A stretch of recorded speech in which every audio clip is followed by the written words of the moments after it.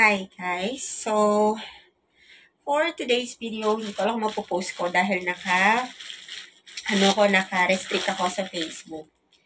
Nakaligo na ako ng oras na ba? Time check, wala pala ako relo dito, 8:17. And, hindi ako nagsusuklay.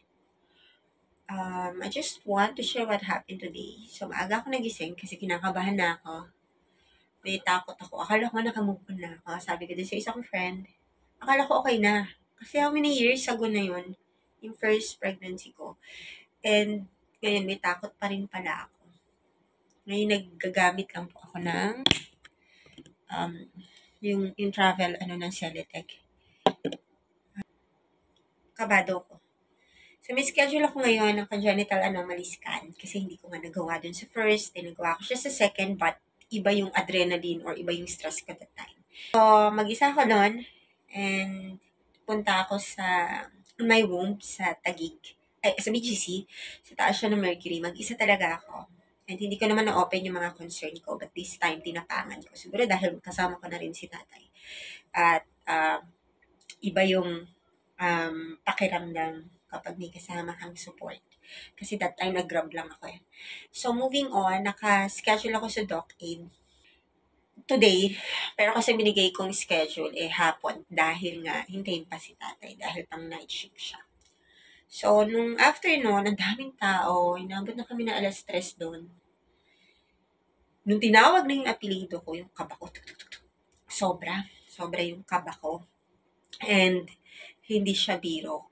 Kasi, sabi ko, hindi naman ako kinabahan dati. Ba't ngayon, grabe. Nahawa ko siya sa anak ko kay Lumi. Grabe yung kabog.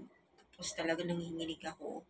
Kailangan ko i-relax kasi baka mas marinig pa yung heartbeat ko kaysa kay baby.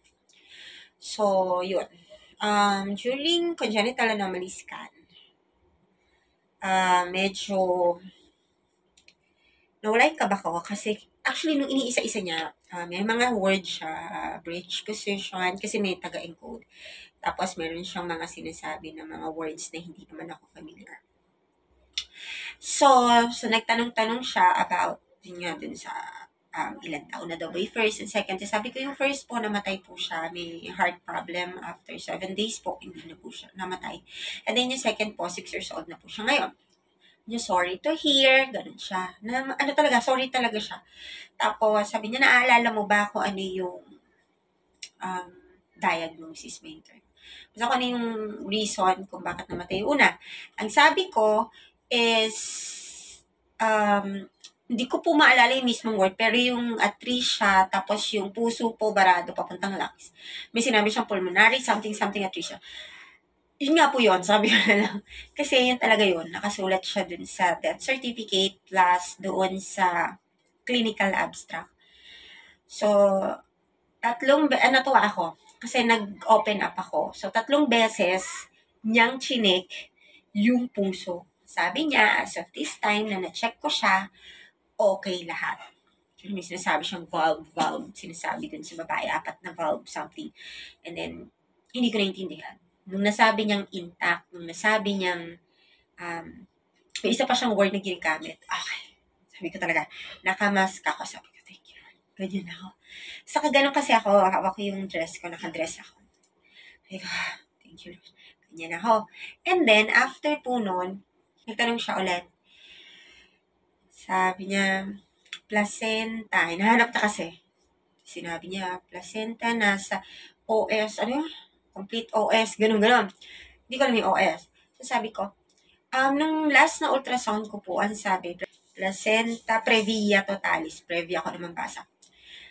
Yes, ganun pa rin siya. Sabi niya ganun. Hindi po umikot. Ano pong ginawa ko? Hindi pala umikot. Hindi. Ano siya? Tahimik siya. May sinasabi siyang mga kung ano-anong numbers, may sukat siguro. Tapos sinukat niya na yun. Tinanong ko na. Siguro lumakas talaga yung loob ko kasi bukod sa mga experiences, yung takot ko din sa placenta previa at may support ako that time. Tinanong ko na, nakadikit po ba siya sa matres? Nagulat siguro siya na may konting knowledge ako. Sabi niya, may iba daw na exam, sabi niya, ilalagay ko yon sa suggestion ko. Nakalimutan ko yung term na naman yun. Basta parang may suggestion area doon sa report na ginawa niya. Clinical something. Na placental Doppler. Tapos, sabi niya, isasuggest ko yon pero syempre ayaw naman natin pangunahan ng OB mo. Isasuggest ko yon para malaman natin kung nakadikit talaga. Sabi niya, I understand yung concern, ganun. Sabi ko, hindi naman po ako takot mawala ng matres. Ang akin lang po yung preterm talaga. Ayokong mag-preterm kasi takot po ako na siya lumabas plus mas malaki po yung gastos. Yun, nag-gets naman niya. Sabi niya, yun nga yung advice ko sa'yo. Sabi niya, tingnan natin kung ano sabihin ng OB mo. Okay po. Sabi ko, ganun. Maya-maya, chinek niya ulit yung puso. Tapos, siguro nga, dahil yun yung worry ko, hinarap niya sa akin yung screen. Kasi, kahiga akong ganun, nandito yung screen, hindi ko talaga nakikita. Unlike dun sa dati kong nandun siya sa harap ko. So, sinabi niya, eto, may makikita kang colorful dito. Ibig sabihin niya yung flow ng blood, tatatatat. So, okay naman. Nakikita mo dito, medyo marami. So, ganun-ganun. Yan yung papunta sa lungs. Okay naman. So, may mga, parang disclaimer na may mga times, there was a time, na, syempre, during 24 weeks, 6 months ka pa lang, so nagde-develop pa rin siya, pwedeng ma-develop yung abnormalities during 7, 8, or 9 months. So, in-explain niya yun. Sabi ko, gets ko naman. Sabi ko, okay po.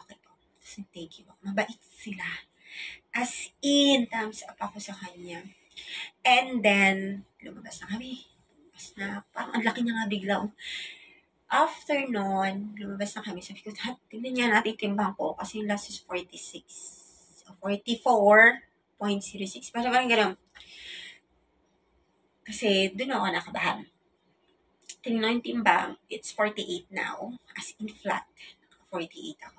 May biglang tinawag. Nakahubad ako ng sapatos. Saka rubber shoes po ako, sneakers. Ano ba yan? So, nakaganyan ako naglalakad kasi nga yung pa ako. Hindi nakapasok, natanggal yung medyas and everything. Medyo nahirapan yung sonologist siya para to check naman, dahil pa 3D kami. So, after nun, ginuluhulo niya. Ang itsura ni baby, ito yung ulo niya, ito yung paa niya. So, naka-letter B siya, naka-fold. Ganyan. So, hirap na hirap kunin yung mukha niya kasi yung paa niya. Tapos yung kamay niya nakaganyan. So, ang hirap. Tapos, hanggang may mga, ang galing din, siguro. Tapos, mga tawag sa kanya, so, feeling ko siya yung pinaka-expert. Wow, hindi ko alam. Pero, mukhang sanay na sanay siya. Tapos, yun nga, nagawa niya ng paraan. Kasi yung kabilang room, naririnig ko sinasabi, is, gusto niyo po, balik na lang kayo dito, hindi po kayo hindi po kayo magbabayad ulit, risk ka na lang, kasi nahihirapan talagang makita. So, sabi niya, hindi po, sinakto po talaga na holiday, ganun. Nung nagpa-schedule kasi ako, hindi pa holiday yung ang 9. Nakainis kaya ang daming tao, na-expect ko walang tao. Naabot na kami siyam-siyam. So, yun. May mga nakuhanan. Okay sa akin nakita yung paa kasi gusto ko paglabas ni Momo. Sabi ko talaga, yan ka, ganyan ka, yung paa mo nakaharang. Pero, there's a part of me na ang naiisip ko is sana talaga walang mangyari sa akin at walang mangyari kay Momo. Sana masabi ko sa kanya yung mga yon para wala lang, gusto ko na i-share sa kanya. Ito ka, kasi yun yung mga gusto kong shot, yun yung stolen talaga, na hindi pinaghahandaan. Na kapag nakita namin, reminiscing, nagpa-print ako ng isa, pero A4 size, unlike dun sa in my room, isa in my room ba yun? Ata, tsaka dun sa isa kong kay Mimi, para lang siyang 5R, which is okay sa akin kasi mas malalagay sa album kasi itong laki. Anyway, kasama na rin yung gender po nun. Make sure naman nila, confirmed, sabi niya. Okay, at least healthy, yun talaga. Kasi kabado po ako, sobrang kabado po ako doon sa heart. Tsaka dahil hindi nga ako masyadong nakakain ng hindi ako masyadong nakakakain ng mga first and second trimester because of suka. Tsaka hindi ganun kadami yung foods namin dito at nahihirapan talaga kami. Struggled talaga kami. And then, aray ko, masakit siya. Ang ginagano nila, kaya pala ako, nung minsang nahulog ako nung kay Mimi, na nagpasa kagad dito, na nagsumbong kagad ako sa OB, sabi huwag daw ako mag-alala kasi ang tatamaan daw is yung paano bigat. Kasi yung tubig, ginaganyan nila sa'yo, okay lang ba yan? Siya naman ginaganyan-ganyan na as in madiin, tapos ako, kinikiliti ako dito. So, yun po. Ang naging ending is, inabot kami na 5 past 5 and si tatay kailangan umalis ng 6 kasi maaga sila ngayon. Sabi ko nga kay tatay, sinusubukan ka talaga ni Lord kung paano mo ngayon naharapin yung pagiging father plus yung pagiging worker. Kasi, ang lagi niyang pasok is 11 to 8. And then, this day nag-start 9 p.m. to 6. So, lasing ko kami. So, kailangan niya umalis dahil malayo po yun ng at least 2 to 3 hours. And usapan namin 6. Hindi ko rin na-expect na ganun katagal. So, yun. Nakaka-idlip-idlip lang siya ng very light pero alam kong hindi siya okay. After that, nung umuwi kami dito, syempre nahiya naman kami sa aking parents na naghatid sa akin. Sagsuka pa ako. Kasi kami na madali ni daddy na makahabol ng trabaho si tatay. And ako naman is napapagod na rin. So, pinakain muna namin sila ng aking paninda, small business na siomay, tapos yung niluto ni Ate Kim, soup, yung miswa. Hindi nga sila nag-rice kasi okay na daw yun, basta mainitan dahil alam mo. Okay. So, kumain sila sa binigyan namin gulaman. Sagot gulaman. So, kahit ganung kaliit na bagay lang, then na-appreciate talaga namin. And then, after po nung time na yon, umalis na si tatay. And ngayon, on the way siya sa office, sana hindi siya malate. Kasi parang past 9 na. Ay, past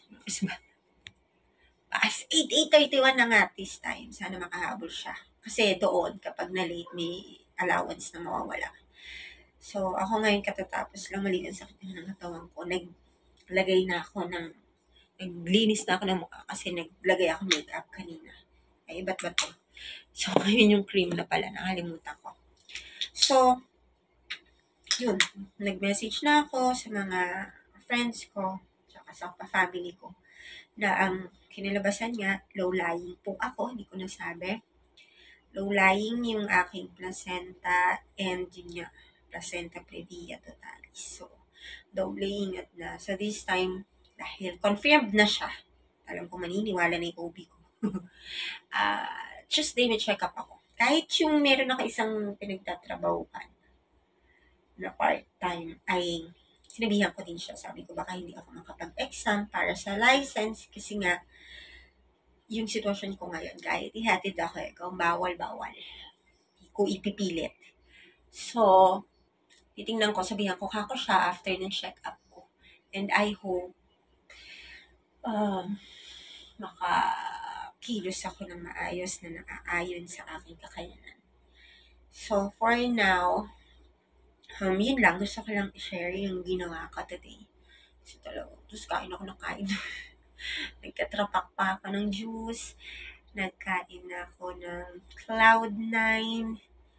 Tapos, yun, choco-mucho ko nandito, pakakainin ko later or bukas na lang. Lalagay ko sa ref. Kasi gusto ko ulit ng chocolate. Kasi malikot siya. Sumisipa siya. Pero, yung paa niya nga kasi nakaharang. So, yun. So, that's, I think, na-share ko naman lahat. Hindi ko lang sasabihin yung gender kasi sinabihan ko lang ng gender yung mga friends ko. Pero, ito lang yung masasabi ko. Lahat na, hindi naman lahat, halos lahat nakuha kay tatay. Yung nose, kasi hindi naman ako pango. I don't have issue with pango people. Pero yun lang. Yung nose ko ay iba. Maliit and kahit pa paano naman hindi lang na-obvious dahil mas malaki yung bone ko dito sa bibig. And lips niya, kasi walang shape yung lips ko. May shape pero hindi kasing ganda ng kanya. Then, yun. Ayan, nag-message na si tati, don't forget to minom ng gamot. Okay? So, yun lang. Thank you so much and magpapahinga na ako. At ngayon, starting today, mag-uutos na lang ako ng dapat gawin. Hindi ko na kaya. At ayokong i-take risk kasi confirmed na from OB Sono na I need really to rest. Okay? Yun lang. Bye!